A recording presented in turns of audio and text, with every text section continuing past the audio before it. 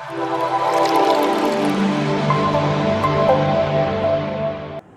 Friends, நான் உங்கள் பின்சி. நீங்கள் எப்படி இருக்கீங்க? எல்லாருமே வீட்டில் சேஃபாக இருங்க. நம்ம இன்றைக்கி பழ மில்க் ஷேக் எப்படி பண்ணுறதுன்னு பார்க்க போகிறோம். அதுக்கு முன்னாடி எங்கள் சேனலை சப்ஸ்கிரைப் பண்ணலைன்னா ப்ளீஸ் சப்ஸ்கிரைப் பண்ணிக்கோங்க. அதுக்கு பக்கத்தில் இருக்கிற பெல் ஐக்கானை கிளிக் பண்ணி ஆல்னு சொல்கிற பட்டனை தட்டி விடுங்க. அப்போ தான் நான் போடுற வீடியோஸ் எல்லாம் உங்களுக்கு நோட்டிஃபிகேஷனாக வரும். வாங்க வீடியோக்குள்ளாடி போகலாம்.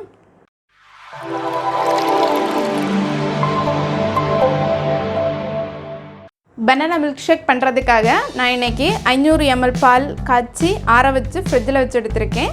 அதுக்கப்புறமா 3 டேபிள் ஸ்பூன் தேன் எடுத்திருக்கேன்.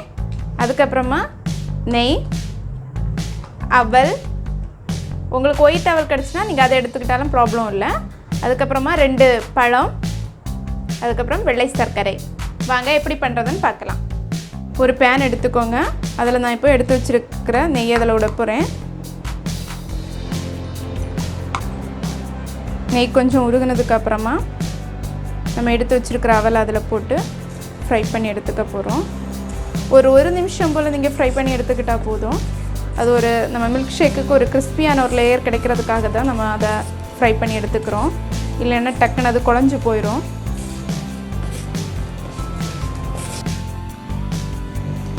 நீங்கள் இந்த அவலை எடுத்து இதே மாதிரி ஒடிச்சு பார்த்தீங்கன்னா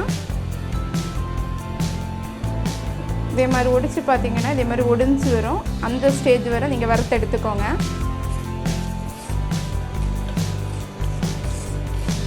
நம்ம அவல் இப்போ ரெடி ஆகிடுச்சு. நம்ம இனி இதை ஆஃப் பண்ணி நம்ம ஆற வைக்க போகிறோம். இது நல்லா ஆறட்டும்.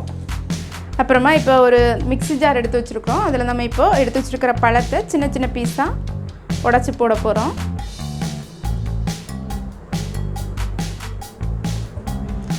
அதுக்கப்புறமா நம்ம எடுத்து வச்சுருக்கிற தேனை இதில் ஊற்ற போகிறோம்.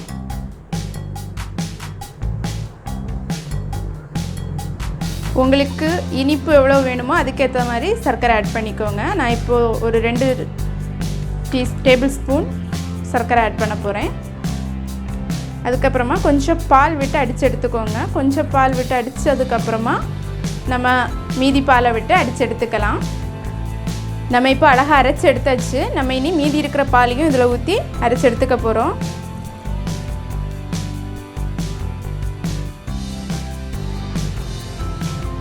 அழகாக பழ மில்க் ஷேக் ரெடி ஆயாச்சு. நம்ம இனி கப்பில் மாற்றி வைக்க போகிறோம். ஒரு 2 டேபிள் ஸ்பூன் நம்ம நெய்யில் வறுத்த அவல் போட போகிறோம். அதுக்கப்புறமா நம்ம அரைச்சி வச்சுருக்கிற பழ மில்க் ஷேக்கை அதில் ஊற்ற போகிறோம். மேலேயும் அதே மாதிரி ஒரு டேபிள் ஸ்பூன் போட்டுக்கோங்க.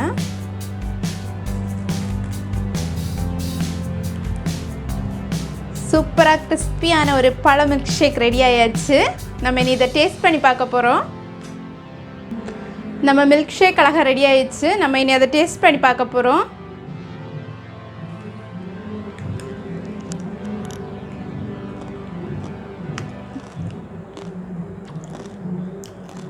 சூப்பராக வந்திருக்கு. அவளோட அந்த கிறிஸ்பி லேயர் எல்லாமே சூப்பராக வந்திருக்கு. நீங்களும் வீட்டில் ட்ரை பண்ணி பாருங்கள். பிள்ளைங்களுக்கு லாக்டவுன் டைம் நீங்கள் வீட்டில் இருக்கும்போது இதே மாதிரி வெரைட்டியாக செய்து கொடுத்தீங்கன்னா பிள்ளைங்களும் கொஞ்சம் ஹாப்பியாக இருப்பாங்க. ஸோ நீங்கள் வீட்டில் ட்ரை பண்ணி பாருங்கள். பிடிச்சிருந்தா லைக் பண்ணுங்கள், ஷேர் பண்ணுங்கள், கமெண்ட் பண்ணுங்கள். தேங்க்யூ ஃபார் வாட்சிங் அவர் சேனல்.